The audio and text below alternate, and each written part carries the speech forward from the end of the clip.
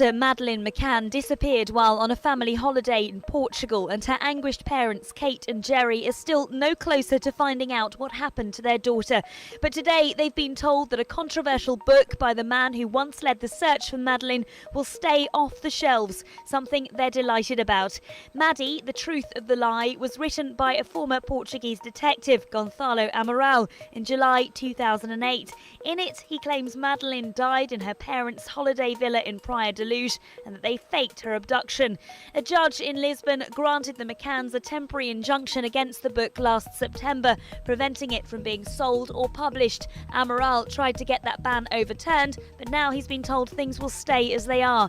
Kate and Jerry McCann were worried the allegations in the book might hamper the investigation into Madeleine's disappearance, but now the ban has been secured. They say they'll keep up the search for their daughter, which is and always has been their number one priority. The man they trusted to find her, the detective, the badge, the files, the answers.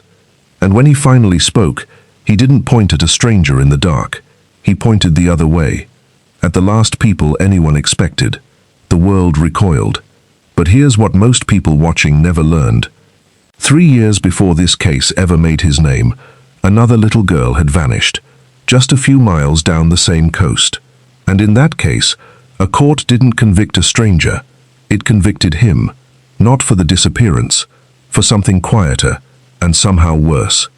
The man whose entire theory depends on you believing he tells the truth was found, by a court of law, to have done the opposite. And yet, this is the part that should keep you here. Millions still believe he was right. Rational people, careful people. Maybe, by the end of this, you will too. Because the most unsettling thing about Gonçalo Amaral was never his theory. It was how easily he could make you accept it. So before you decide whether he was a brilliant investigator silenced for telling the truth, or something far more troubling behind a badge, ask yourself one question. Why do you already want to believe him? Stay with me. Because once you understand how this man thinks, you won't look at this case, or your own certainty, the same way again. A quick note before we begin. This story involves the disappearance of a young child and the long investigation that followed. Some of what we discuss may be difficult to sit with. We've told it carefully and without sensational detail, out of respect for everyone involved, and especially for the child at the center of it. Nothing here is presented as proven fact unless it has been confirmed by courts, official investigators, or the public record. Where claims remain contested, we'll tell you plainly. Welcome back to the channel. If you care about cases that were never truly closed, you're in the right place. Take a second to subscribe and turn on notifications, because we cover these stories in full, not in fragments. Thank you for being here. Let's get into it. To understand why this case fractured the way it did, you first have to understand the man who fractured it. Gonçalo Amaral was not an outsider brought in for headlines. He was a career officer of the Polícia Judiciária, Portugal's equivalent of a serious crimes investigative police force, and by 2007, he had spent more than 2 decades inside it. He had worked homicides, he had worked disappearances. In the Algarve, the sun-soaked stretch of southern Portugal that draws millions of tourists every year, he was one of the senior figures you called when something went badly wrong. He carried himself like a man who had seen the worst of human behavior and had stopped being surprised by it. That confidence, that certainty, would later become both his signature and his undoing. But before the case that made his name, there was another one. In September 2004, a little girl named Joana Cipriano disappeared from a village called Figueira, not far from where our main story unfolds. Joana was 8 years old. She was never found. The investigation into her disappearance was led, in part, by the same police unit Amaral belonged to, and it ended with the conviction of the child's own mother and uncle. On paper, it looked like a solved case. Beneath the surface, it was anything but. Because the way that investigation was conducted would later come back to haunt the man at its center, and it would do so in a courtroom, with a verdict attached to his own name. Hold that thought.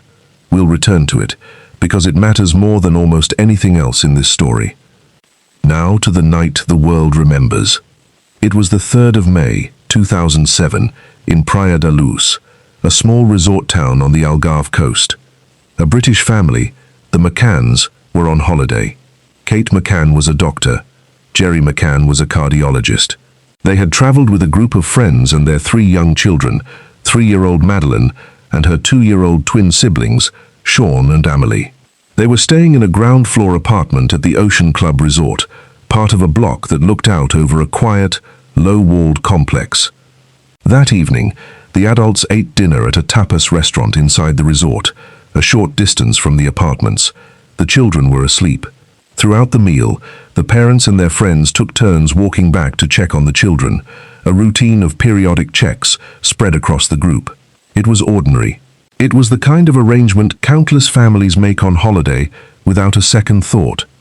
And then, at around 10 o'clock, Kate McCann returned for one of those checks. The details of that moment have been recounted many times, so we'll be careful and plain here. When she entered the apartment, Madeleine was not where she should have been. The other 2 children were still asleep. Madeleine was gone. What followed was chaos, the raising of the alarm, the frantic searching of the resort, the calls for help, and the slow, dawning horror that a 3-year-old had vanished from a locked-in holiday complex in a matter of minutes. By the time the local authorities arrived and the scale of what had happened became clear, precious hours were already slipping away. Here is where the investigation's problems began, and they began early. The initial response was slow to treat the scene as what it likely was. Well-meaning people moved through the apartment. Friends, staff, and searchers came and went. In the confusion of those first hours, the apartment, the single most important location in the entire case, was not sealed and preserved the way a modern crime scene would be. Whatever forensic story those rooms might have told was compromised almost immediately. This is not a minor footnote. In a case that would come to hinge on tiny fragments of physical evidence, the loss of that early scene integrity would echo for years, and it would give every competing theory just enough room to survive. The case exploded internationally within days. Madeleine's face, with the distinctive marking in her right eye, appeared on newspapers and broadcasts across the world. Her parents launched a public campaign of a scale rarely seen, meeting officials, appearing before cameras, and pleading for the safe return of their daughter. The group of friends who had been at dinner that night became known in the press as the Tapas 7, a label that followed them for years.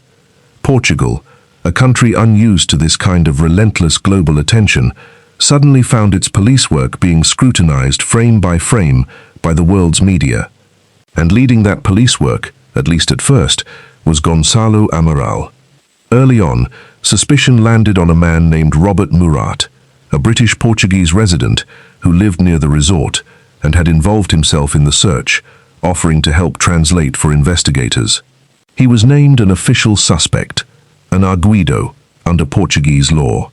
His home was searched, his life was turned inside out, and in the end, nothing connected him to Madeleine's disappearance. He was later cleared entirely and successfully took legal action against newspapers that had implied his guilt. Murat's ordeal is worth remembering because it was an early sign of how this investigation would operate: intense focus on a theory, enormous public pressure, and consequences for the people caught in its path, whether or not the evidence justified it. Then came the turn that changed everything. As the weeks passed with no sign of Madeleine and no arrest, the direction of the investigation shifted.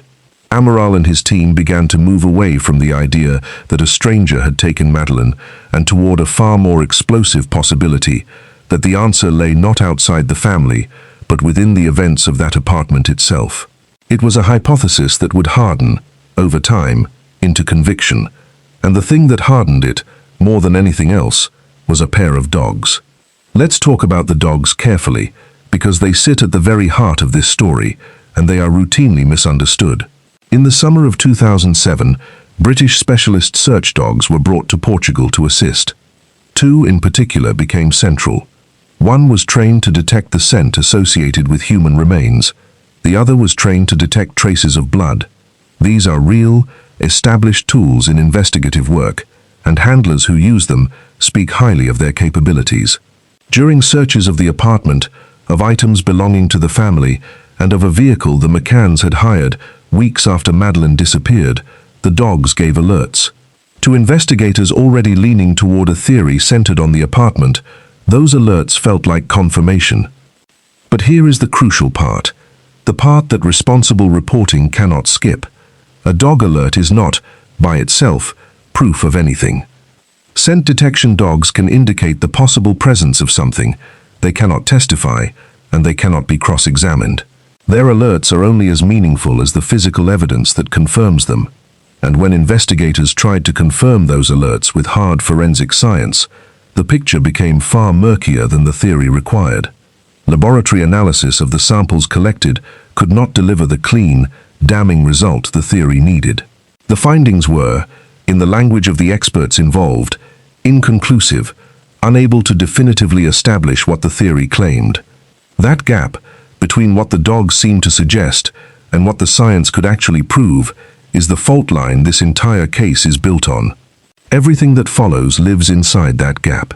For Amaral, though, the direction was set. By the late summer of 2007, the investigation formally named Kate and Jerry McCann as arguidos, official suspects in the disappearance of their rebello, took over and reopened lines of inquiry, including the possibility of an abduction that Amaral's team had increasingly set aside. If Amaral had faded into the background at that point, this would be a very different story. He did not. Having lost the case, he did something that transformed him from investigator into author and into a public figure in his own right. In 2008, after formally leaving the police, he published a book. Its title, translated into English, is The Truth of the Lie. In it, he laid out his theory in detail, that Madeleine had died within the apartment, that the disappearance as presented to the public was not what had actually happened, and that the truth had been obscured. The book became a bestseller in Portugal. It sold enormously. It turned a removed detective into a household name and gave his theory a life far beyond the closed files of the investigation. And in July 2008, something else happened that Amaral and his supporters have pointed to ever since. Portugal's Attorney General's office archived the case. The investigation was shelved. Crucially, the official documentation lifted the arguido status from Kate and Jerry McCann, meaning they were no longer formal suspects, because there was insufficient evidence to charge anyone or to establish that a crime of the kind Amaral theorized had even occurred. For the McCanns, this was vindication. The state itself had found no basis to treat them as suspects. For Amaral, the archiving meant something different, that the case had been closed prematurely, in his view, before his theory could be pursued to its end. The same document, read by two sides, produced two irreconcilable stories. That pattern, the same fact meaning opposite things to opposite people, is the engine that has kept this case alive for 19 years. What came next moved from the police files into the courtrooms, and it stayed there for over a decade. The McCanns sued Amaral over his book and the theory it advanced, arguing that it caused them profound harm and damaged the ongoing effort to find their daughter by cementing in the public mind the idea that she was dead and that they were responsible. What followed was a long, grinding legal battle that swung back and forth through the Portuguese court system. At one stage, there was an injunction against the book. Later, higher courts weighed questions of free expression against the harm claimed. The litigation dragged on for years, through appeals and reversals, and ultimately, Amaral prevailed on the central free speech question, with courts recognizing his right to express his views. But it is essential to be precise here, because this is constantly distorted. A ruling that a man has the legal right to publish his theory is not a ruling that his theory is true. The courts protected his freedom to say it. They did not certify that he was right. Those are two entirely different things, and the difference is everything. Now let's return to the promise made at the very beginning, because this is where it comes due. Remember Joanna Cipriano, the 8-year-old who vanished in 2004, the case Amaral's unit handled before Madeleine ever made his name. That investigation produced convictions, but it also produced serious allegations about how a confession in the case had been obtained. And in 2009, Gonçalo Amaral was convicted by a Portuguese court in connection with that earlier case. The conviction related to falsifying or concealing the truth in an official document tied to the handling of that investigation. He received a suspended sentence. Sit with what that means. The man whose entire public theory rests on a single foundation, that he, above all others, was telling the uncomfortable truth, was himself found by a court to have failed the standard of truthfulness in official records, in a separate missing child case handled by his own unit. It does not prove his Madeleine theory is wrong, but it goes directly to the one thing his credibility depends on, and it is precisely the detail his most passionate supporters tend never to mention. If this is the first you're hearing of it, take a moment, because most people who confidently repeat his theory have no idea it exists. And if you're finding this useful, a like genuinely helps more people find the full picture, instead of the half of it that usually goes viral. While Amaral's theory dominated headlines and courtrooms, the actual search for Madeleine did not stop. In 2011, British authorities launched their own review, known as Operation Grange, run by London's Metropolitan Police. This was not a small effort. Over the following years, it examined thousands of documents, sifted through years of accumulated material, identified and eliminated large numbers of potential persons of interest, and pursued lines of inquiry across multiple countries. It was slow, methodical, unglamorous police work, the opposite of a best-selling theory, and it operated on a simple premise that Amaral's approach had drifted away from: follow the evidence outward and keep following it, no matter how cold the trail becomes. Operation Grange has been renewed and refunded repeatedly over the years, a sign that British authorities, at least, never accepted that the case was closed. And then, years later, that patient, outward-looking approach produced the single most significant development since 2007. In 2020, German investigators announced they had identified a new suspect, a German man named Christian Bruckner. Bruckner was already a convicted criminal with a serious record, and, critically, he had spent time in the Praia da Luz area during the period when Madeleine disappeared. German prosecutors, led by a spokesman named Hans Christian Wolters, stated publicly that they believed Madeleine was dead and that they were treating the case as a homicide, with Bruckner as their suspect. For the first time in over a decade, the investigation's center of gravity had moved decisively away from the family and back toward a stranger, exactly the direction Amaral's theory had turned away from all those years earlier. Investigators pointed to evidence, including mobile phone data, that, they said, placed a relevant phone in the area at the relevant time. It was the strongest external lead the case had ever produced. But, and this case is nothing if not a series of buts, the German investigation has not delivered the resolution everyone hoped for. Bruckner was never charged with anything relating to Madeleine McCann. He was, separately, tried on unrelated charges. And in 2024, a German court acquitted him of those unrelated offenses, a verdict that had nothing directly to do with Madeleine, but that reshaped his situation significantly. Then, in 2025, Bruckner was released from prison after completing a sentence for a separate earlier conviction. His release set off a fresh wave of activity. Renewed searches were conducted in Portugal. Investigators continued to pursue the case, and questions arose about monitoring, about extradition frameworks, and about whether the window to build a chargeable case against him was closing.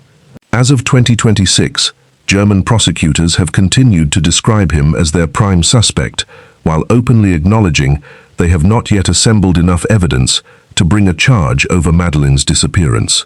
He has consistently denied any involvement. Meanwhile, under the leadership of figures including Britain's most senior police officials, the commitment to Operation Grange has been reaffirmed, and the case remains formally open on multiple fronts. 19 years on, there has been no body, no confession that resolves it, and no conviction for what happened to Madeleine herself. So step back and look at what we actually have, because the shape of it is the whole point. On one side stands the theory of a career detective, built in the crucial early months, hardened by dog alerts that the hard science could never fully confirm, and sold to the public through a best-selling book, a theory that turned the lead investigator into an author and a symbol, and that survives to this day in the certainty of millions.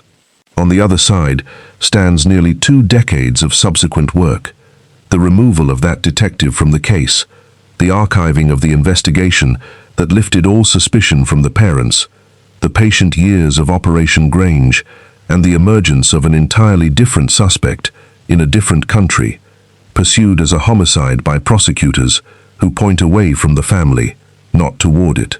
And running underneath all of it, quiet and easy to miss, is a court conviction against the theory's own author, touching the exact quality his credibility requires. None of this tells us, with certainty, what happened to Madeleine McCann on that night in May 2007. That is the hardest truth of all, and anyone who tells you the answer is simple is selling you something. What it does tell us is something about ourselves. Because the reason Amaral's theory endures is not that the evidence forced it on us. The evidence, examined honestly, is far messier and far more inconclusive than his confident version allows. His theory endures because it offers what open questions never can, a feeling of resolution. It gives the mind somewhere to rest, and that is exactly why it's worth being suspicious of the certainty it produces in us, including the certainty you may have walked in with. So here is the question to leave you with, the one we started with, and can now finally sharpen. It was never really, what happened to the girl? It was, why do we trust the people who tell us they know? A badge, a book, a confident voice on the news, none of those things are the same as proof.